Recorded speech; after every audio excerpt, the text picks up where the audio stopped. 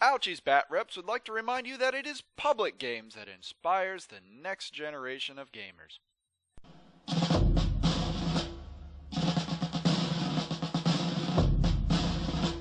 Today we're going for a blue-on-blue engagement. Italian Bersaglieri versus Italian Bersaglieri. We're fluffing it as a conflict between the fascist troops and the troops loyal to the king.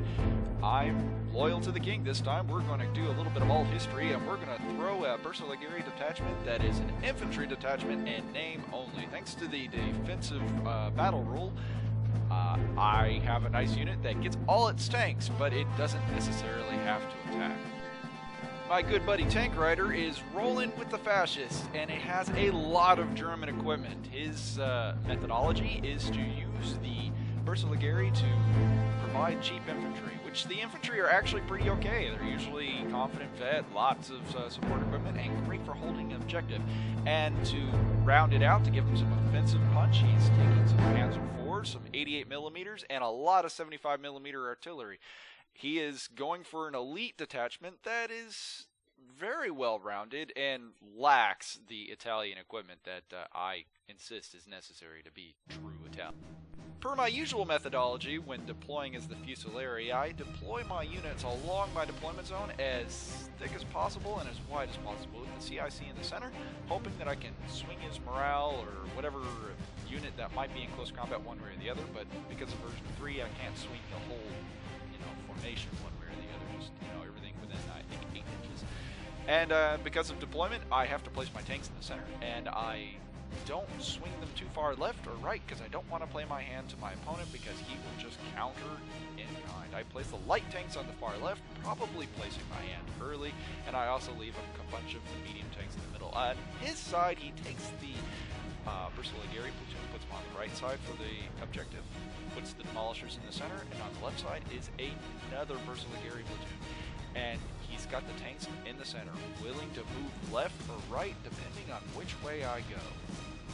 But it's pretty obvious which way I go. As a matter of fact, he jokes about it because I move at the double immediately. I'm going for the southern objective, right below wherever the camera is. So that's just kind of how that rolls. Again, game first, camera and equipment second. So the tanks start rolling as fast as they can on the southern end, careful to avoid the 88s in the middle because that's one way I can go and not get shot at, and he gets air support on his first turn, and he starts ranging in, but as I recall, it actually doesn't do much to the tanks, and they carry on anyway, and he immediately starts moving the Panzer IVs down to the southern end of the board because he needs to start putting down effective AT fire because I'm going to have 2 carry platoons and some light tanks rushing into the Bersaglieri that are a little out of position, or at least they can't be covered by the 88mm. This is the gamut that I suggest to all armor players. You pick a side and then you throw as much armor into it as possible. But on the northern end, he manages to move some of his Bersaglieri up behind the hill. He's going to go ahead and try to make me pay dividends against not dividing up my carry platoon and hedging my losses, which might become an issue in the future. But I insist, place all your eggs in one basket and then you crush that basket into the other guy's face. The light tanks and the Kari managed to pin down the Bersaglieri platoon in front of them, and I also managed to smoke the 88s, giving the Kari free rein to move out into the open and engage with extreme prejudice. Those Kari actually have a lot of machine gun dice. It was something during this match, because I'm not used to the double machine guns that those things have, that I'd constantly do a little bit of Memphis math with my buddy there, and completely forget that I have an extra die, even when I'm moving around to shoot those dice. I mean, shoot those MGs. And that's pretty awesome. They're not all that great of a tank. Side armor 2 is going to leave you a little bit wanting in any kind of assault, but you take what you can get, and you can get a lot of Kari in mid-war. The fascist troops call in their Falco support, and they manage to range in again on the carry in front of them. But as you can see, it's a really tight, narrow pass right in there, and they're going to bunch up a lot of tanks under the template. It might only be one plane, but that's a lot of dice to roll, and it's enough to make any armor player just a little bit apprehensive about what's about to go on. It doesn't help that the Kari isn't actually all that great. The M14 has it's pretty mediocre. But avanti Italia, mi patriismos, because we're going to charge the fascist troops and take Italy back for king and country. The Italian 4732 is not a bad anti-tank gun. As a matter of fact, it's a pretty impressive piece of work if you can find some YouTube footage of it. And they managed to take out 2 light tanks that are charging the Bersaglieri platoon, while the Falco manages to, despite only having 1 plane, take out 1 of the medium tanks, leaving me 1 tank shorter for the older deal. But now's not the time to take that basket of eggs and run in a different direction. Charge forward, avante mi patrias, Moses. We're going to get up next to the Bersaglieri platoon and begin the charge. Again, this is where the side armor is going to be an issue, and this is where version 3 is a big nerf to medium or light tanks.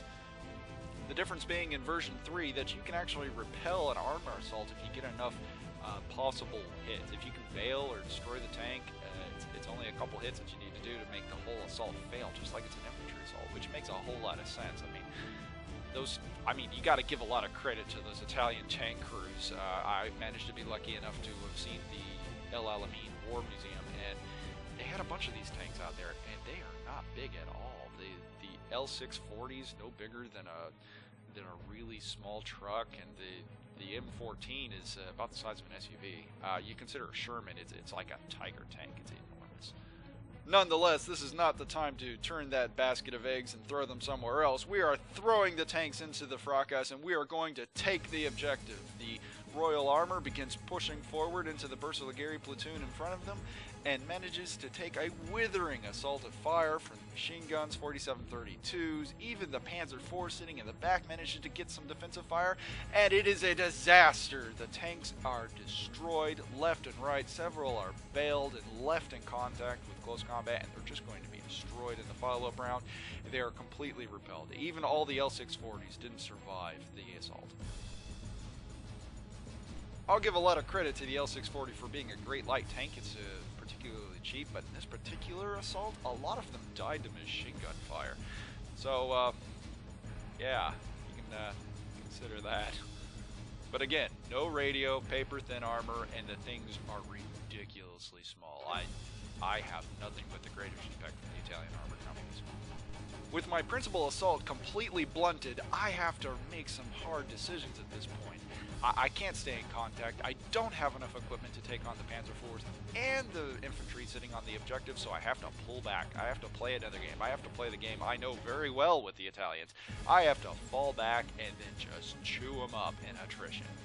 The surviving Kari platoon, after seeing what was going on in front of them, decides to pull back behind the hill on the south end of the camera, and the commander, the lone surviving member of the Kari platoon that assaulted the Bersaglieri company, swings behind the hill, trying to find that nook and cranny to avoid getting shot at by that 88. The Loyalists don't take a moment to breathe as they continue crashing forward. They assault the bailed out tanks that couldn't make it into contact, destroy them as the Panzer IVs begin crashing through the wreckage and debris, moving forward to take advantage of the initiative that they just won. I actually get a little bit of cover because they had to shoot through some of the wreckage of the L640s, and there were so many of them it actually ended up being dangerous terrain, or at least difficult terrain for them. That's a 40K reference, isn't it? But hey, you know, the L640 is good for something, right? I had been using the mortar platoon to smoke the 88 over and over again, but fire priorities have changed. I no longer need to worry about it dislodging my infantry so much, so I start shelling the infantry that he decided to move out into the open in front of, on the northern end of the board, and it manages to be effective fire. I jest about it sometimes, that you get bloodlust with a little 81mm and you think you can kill something, and I actually do. I managed to take a couple stands. He doesn't take it kindly. He continues moving his Bersaglieri on the south towards the area that I exploited, and he begins moving the demolishers through the center end of the board. I start bracing for the impact as the tanks begin moving fast as they can towards the infantry so that I can hopefully buy just a little bit of time. It'd be a nice, crunchy little meat shield if I can get them back there and maybe cause a few bailed results on some of those Panzer IVs. His air support, however, is relentless, even though it doesn't do any damage this turn, and his tanks continue pushing forward. There's not a whole lot I can do about them. They got great front armor, and the 4732 mounted in the M14 just doesn't have the punch to do a whole lot of damage to them. So I have to just keep shooting and moving, pull back as fast as possible to get back to the infantry so I can get a little bit of covering fire and hopefully get a little bit more support than just trying to go into an open gun duel with the tanks that are clearly superior in just about every fashion.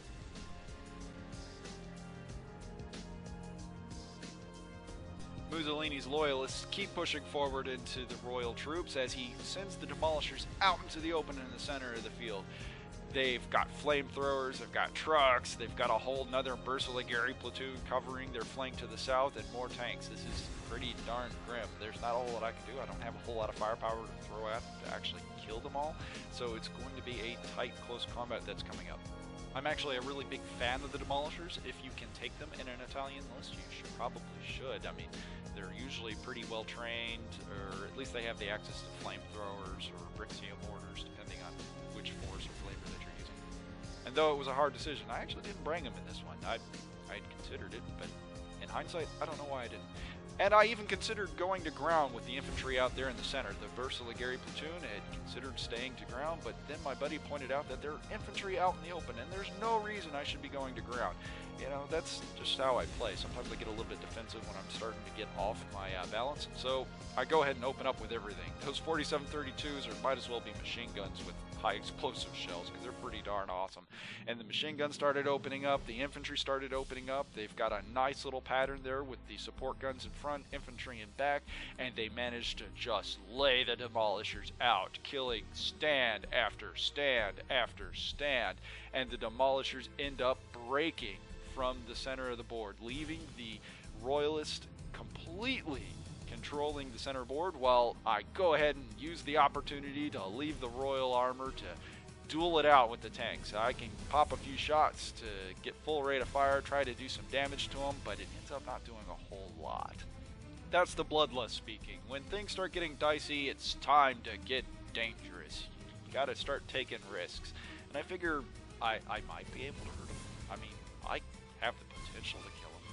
It does, however, give the loyalist fascist troops pause. They stop behind the mountain, try to reassert their situation, and they stand their ground against the royal armor, trading shot for shot, managing not to kill any of the tanks, but certainly validating the heroismo of the Italian tankers.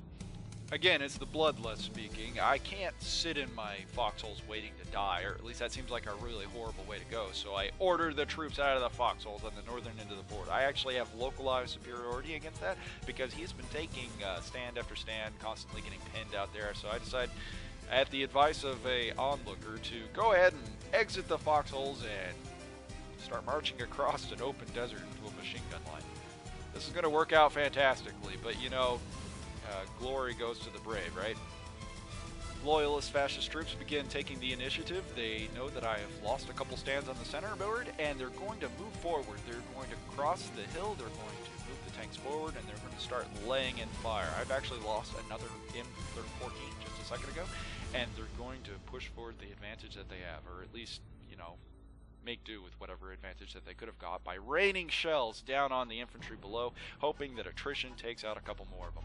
Meanwhile, on the northern end, attrition doesn't have to be really counted on as far as statistics are concerned, because statistics are going to ring forward for them pretty well as the 88s range in, machine guns range in, 75 millimeters begin ranging in, or at least shooting over the bore side, and just absolutely decimates that Bersaglieri platoon. They end up being reduced to almost half strength, just barely passing the morale to stay on the board.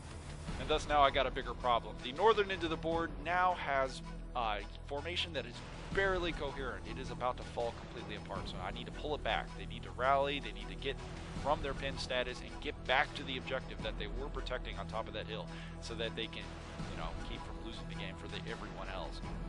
Loyalist forces begin peppering the mess out of the infantry that are out there in the open, and manages to keep my head down, or at least keeping them pinned. They keep passing their morale check to get back up, but now they got a tank right in front of them, and that's going to be a little bit of a taller order to get up and out when there's the German steel doing the best it can to make sure that we reconsider our options.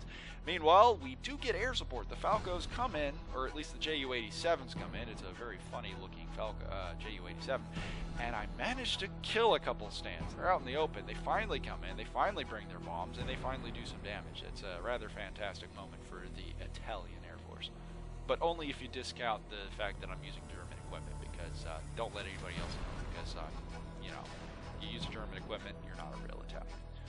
Overall, things aren't so bad for the royal side. The loyalist side is also pretty grim. We have ground each other out. We have managed to do quite a bit of damage to each other. Both our infantry formations are at roughly half strength. We're going to, a couple stands, one way or the other, could cause a company morale check.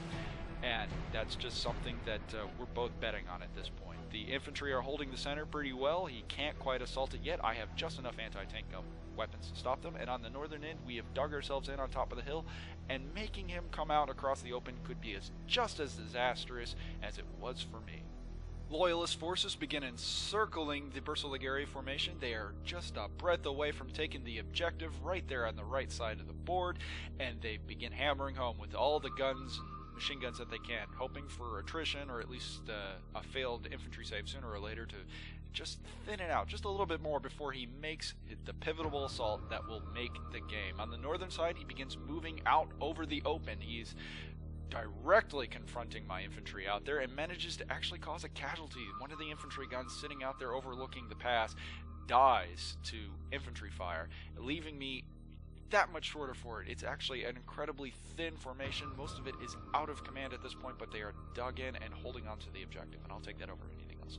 You really gotta like those 47-32s. They're man-packed, high rate of fire, decent AT, and they can destroy a German tank. I actually really liked that. The Panzer IV blew up, I was cackling with glee, and even the tanks, which had thus far been pulling back into the infantry formation, turn around, open up with full rate of fire with their machine guns against the infantry on top of the hill, and absolutely demolishes the Bersaligeri platoon that was threatening the objective with an assault.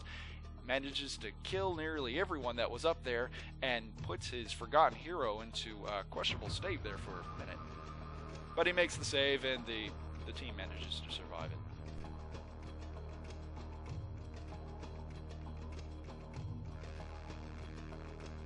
But his Bersaligeri on the northern end of the board certainly hasn't gone unnoticed, as he successfully crosses the gap in the field up there, and he gets just behind the line of sight of the camera, hoses down the two infantry stands that he could see, kills them, and manages to make me take a platoon morale check for that Bersaligeri section, and they fail it, leaving absolutely nothing on the northern end to protect the objective, and we call it right there.